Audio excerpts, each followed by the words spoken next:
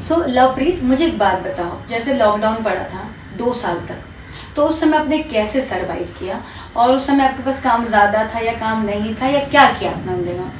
जैसे कि मैं आपको बता चुकी हूँ हाँ। कि मैं तनवीर के साथ काम कर रही थी, टैन सर के साथ। हम्म। तो तभी एक साल तक तो टैन सर के साथ काम किया। हाँ। कुछ ज्यादा परेशानी वैसे तो आ नहीं रही थी बहुत बड़ी, लेकिन हाँ काम तो मैं कर रही थी। जब चूतिया भी बन रही थी, काम भी कर रही हाँ। थी, दोनों चीजें कर रही थी। Yes.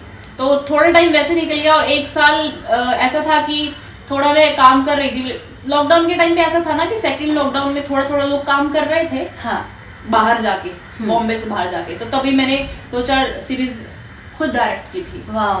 तो वो मैंने की, बाहर सूरत वगैरह में शूट किया था मैंने, तो वो सब की मैंने। तब मेरी अच्छी पहचान भी हो गई थी लोगों से। और उसके बाद फिर मैं 3-4 महीने घर पे थी अपने पंजाब में, और 1-2 महीना फिर यहाँ पे आगे रही। तो वैसे करके लॉकडाउन निकल गया मेरे को। मतलब बहुत बुरा लॉकडाउन नहीं गया मेरा लॉकडाउन ठीक था।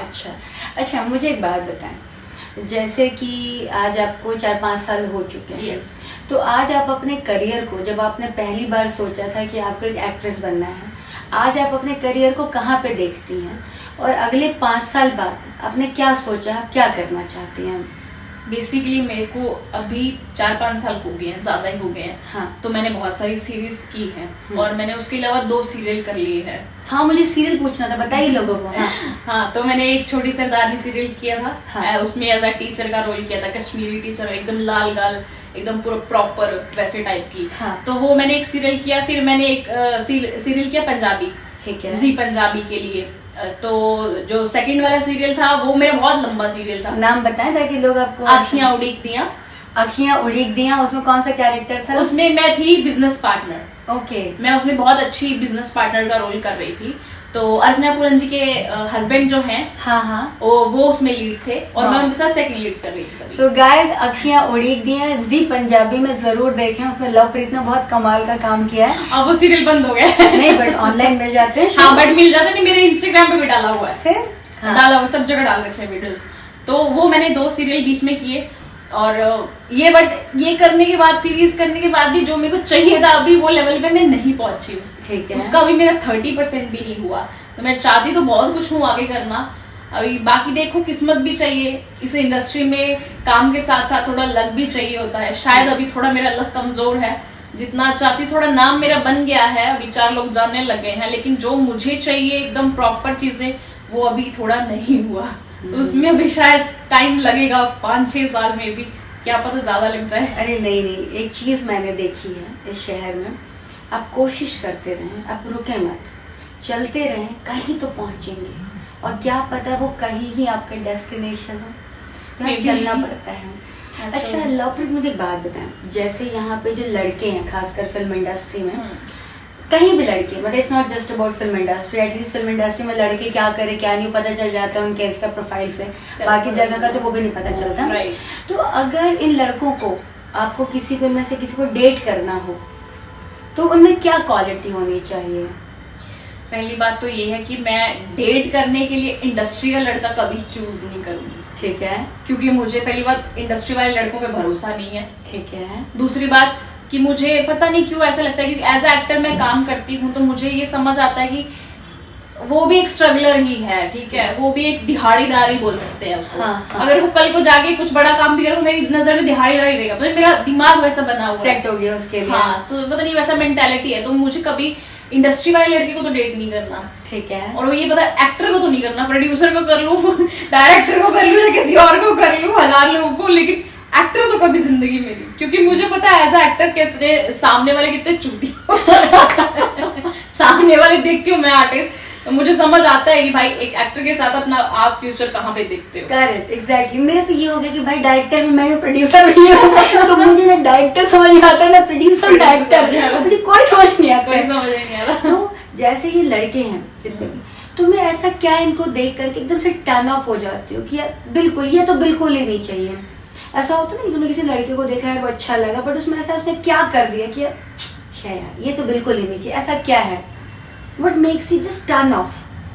मतलब ऐसा कुछ वैसे तो मुझे लगता ही नहीं है, मुझे सब चूतिया ही लगते हैं क्योंकि मुझे किसी भी लड़के पे भरोसा नहीं है इसलिए। दूसरी बात, लड़के ऐसा होता है कि काफी टाइम मैं क्या देखती हूँ ना कि सामने वाला किसी से बात कर रहा है, वो कैसे किसी को प्रेजेंट कर रहा है अपने आप को। और अक्सर ऐसा होता है लड़के हेलो हाय बहुत ज्यादा जोश में आते हैं, वखियां करके ये करके बहुत ज्यादा शो ऑफ कर देते हैं ना, तो मेरे को समझ आ जाता है कि ये आदमी वैसा वाला है, दो मुखौटे वाला, ये चेपड़ा है और ये दो मुखौटे वाला है, मुंह पे कुछ और पीठ पे कुछ और अक्सर वैसे ही निकलते हैं लड़के।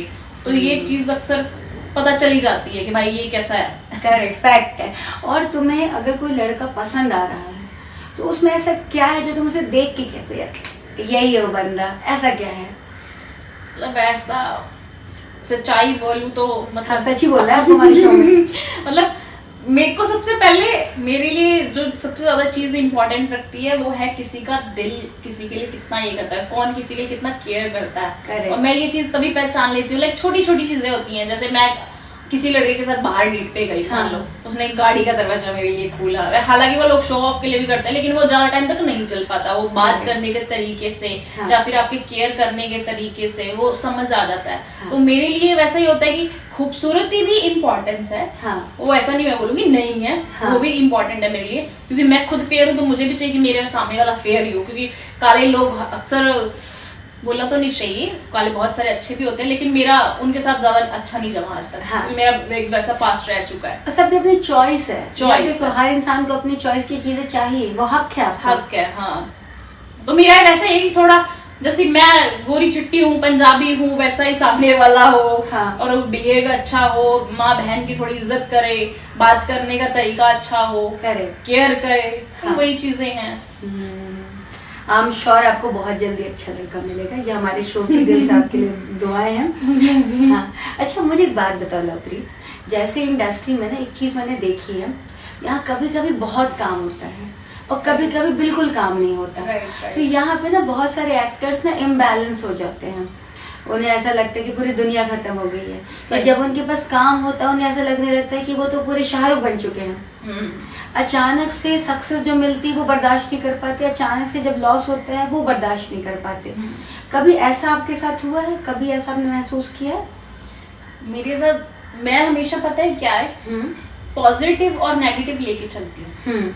मैं हमेशा ये सोचती हूँ कि देखो जब भी मैं कोई काम करती हूँ, ठीक है, कि ये इसका इतना अच्छा होगा मेरे साथ और इसका इतना बुरा होगा, इससे ज्यादा बुरा क्या ही हो जाएगा। करेक्ट। तो ये मैं अपने दिमाग में बना के चलती हूँ। अब मैं काफी टाइम तक मैं घर पे थी तो मेरे को पता था कि भाई इससे बुरा नहीं हो सकता कुछ। तो जब मैं एक नेगेटिव पॉजिटिव दिमाग में बना के चलती हूँ ना, तो फिर इतना मेरे को महसूस नहीं होती वो चीज, अप एंड डाउन वो इतना महसूस नहीं होता है। हाँ ये है कि थोड़ा कभी कभी परेशानी होती है, लेकिन मैं जैसे कि भोलेनाथ को बहुत मानती हूँ, हद से ज्यादा मानती हूँ। तो थोड़ा है ये चीज का कि उनकी वजह से मेरे सर पे इतना बढ़िया हाथ है उनका कि मेरे ऊपर कभी वैसे दिन आए नहीं है आज तक। तो हालांकि मेरे साथ बहुत चीजें बुरी भी हुई हैं और बुरी जो होती हैं एक्सपीरियंस के लिए होती हैं, और जो अच्छी चीजें हैं वो ये है कि कभी वैसा वाला गंदा वाला नौबत नहीं आया। तो कहीं ना कहीं से कुछ ना कुछ तो इंतजाम हो ही जाता है। इसलिए मैं हमेशा सोचती हूँ यार देखो हम जितना भी ट्राई कर ले कि हमारा बुरा टाइम ना आए, बुरा टाइम सबका आता है, अच्छा आया तो बुरा भी आएगा। घड़ी है तो बुरा टाइम आएगा। तो मैं ये सोच लेती हूँ देखो भगवान तुम ऊपर हो, तुमने देखना है, अब जो है मेरा तो यही है। एंड में मेरा क्या ही हो जाएगा, मैं क्या हो जाऊंगी, मैं घर से बेघर हो जाऊंगी, मैं सड़क पे आ जाऊंगी, सड़क पे आके क्या होगा, मरूंगी ना, उससे ज्यादा क्या होगा। तो मैं ये पॉइंट दिमाग में बना के चलती हूँ, इसलिए मेरे साथ शायद से वो चीजें नहीं हो पाती।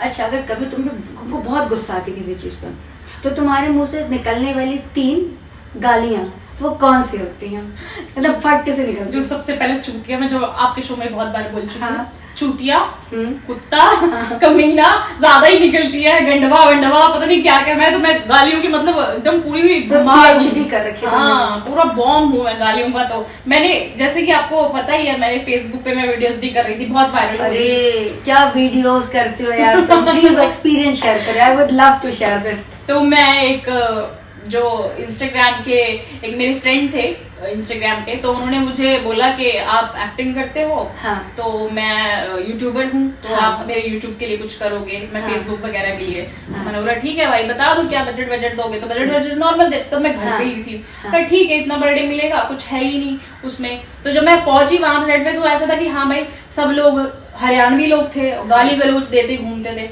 तो जैसे मैं हूँ वैसे ही लोग थे। वैसे तो मैं इतना गाली नहीं देती थी, पहले नहीं देती, हाँ, तो लेकिन यहाँ पे आने के बाद मैं बहुत सीख गई हूँ बहुत सीख गई हूँ गाली देना, और वहां पे रहने के बाद और भी सीख गई थी। तो वो वैसा था माहौल था कि भाई हाँ सीरीज वगैरह बना रहे हैं, तो मैंने पहली एक उनके साथ की वीडियो, हाँ। तो वो वीडियो में गाली गलौज तो ज्यादा नहीं था, तो वो वायरल हो गई। उसके बाद उन्होंने बोला कि यार, मैंने बोला देखो यार उसमें हम कुछ अलग करेंगे, ठीक है, वो लड़की पहली बारी थी, तो मैंने बोला आप एक दो गाली देख के देखो ना, बोला हाँ। आप कैसी गाली देते हो, तो जब मैंने बोला चूतिया, कुत्ता, कमीना, गंडवा है क्या, जब मैं ऐसा बोला ना, तो लोगों को इंटरेस्ट आने लग गया मेरी वीडियोस हाँ, में। हाँ। 300-400 मिलियन लिटरली गाइस, मैंने लवप्रीत के वीडियोस देखे हैं ऑन फेसबुक।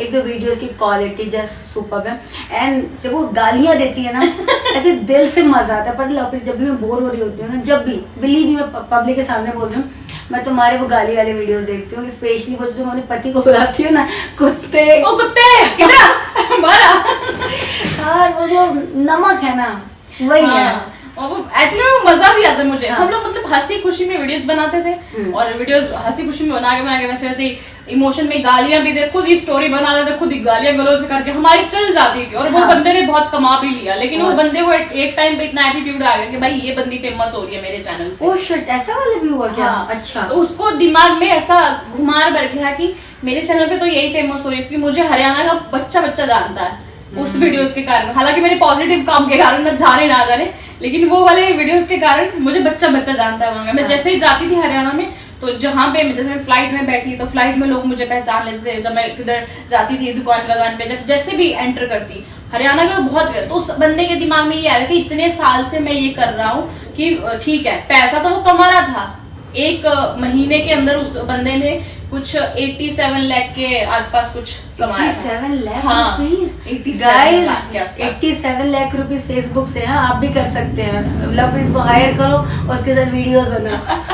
तो जब इतना कमा लिया, ठीक है, मैं तो वही ना नॉर्मल सा पर डे लेती, उसका भी मैं सब काम संभाल रही थी, जैसे मैं कैंसर का तुम तो माता रानी हो। माता रानी हूँ, जैसे बता, तो उसका भी संभाल रही थी। वो बंदे को उठता क्या एटीट्यूड आ गया, भाई बंदी तो यही फेमस हो रही है। मैं बोली पैसे तो तेरे पास ही जा रहा है। हाँ, कमा तो तुम्हें रहे हो। हाँ, तो उस बंदे ने फिर किसी और को बुला लिया, और उसने माँ बहन कर दी पूरे काम। माँ बहन 2-3 बार की, फिर उसने रो के, फिर मैंने बोला मैं तो नहीं आऊंगी अब। तो माँ बहन गई, तो रो के फिर मेरे को बुला लिया। मैं एक दो बार गई, तो उसके बाद जो आए हुए थे वहां पे, एक लड़की है इंडस्ट्री की, बहुत ये मेरे को बहन बोलती थी। हाँ। बहन इतना बोलती थी, इतनी बहन बोली, उसने मेरी माँ बहन एक कर डाली।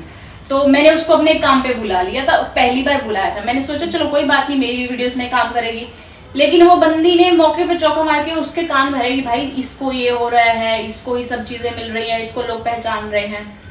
मेरे को ये करके कट ऑफ करके खुद ये करने लगी, और क्या फायदा हुआ? और फिर उस बंदे का लॉस भी हुआ। हाँ। 15-20 लाख का लॉस किया उस लड़की ने, ठीक है। 15-20 लाख का लॉस करने के बाद वो वीडियोस चली भी नहीं। वो लड़की का मैं नाम नहीं ले रही हूँ, बट मैं जिन लोगों को जानती हूँ, जिस प्रोडक्शन हाउस में गई है, सबका लॉस कराया उसने। सबका लॉस कराया है।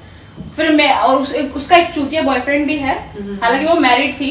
मैरिड में से ये गई, उसके दो बॉयफ्रेंड है। एक टाइम पे वो 2 बॉयफ्रेंड रखती है, इतना भी उसके अंदर दम है। तो उसके चूतिया बॉयफ्रेंड को भी बड़ा ये था, उसने मेरे को बहन बना लिया। बहन बनाने के बाद भी ऐसी बातें मेरे बारे में लोगों को बोलता था।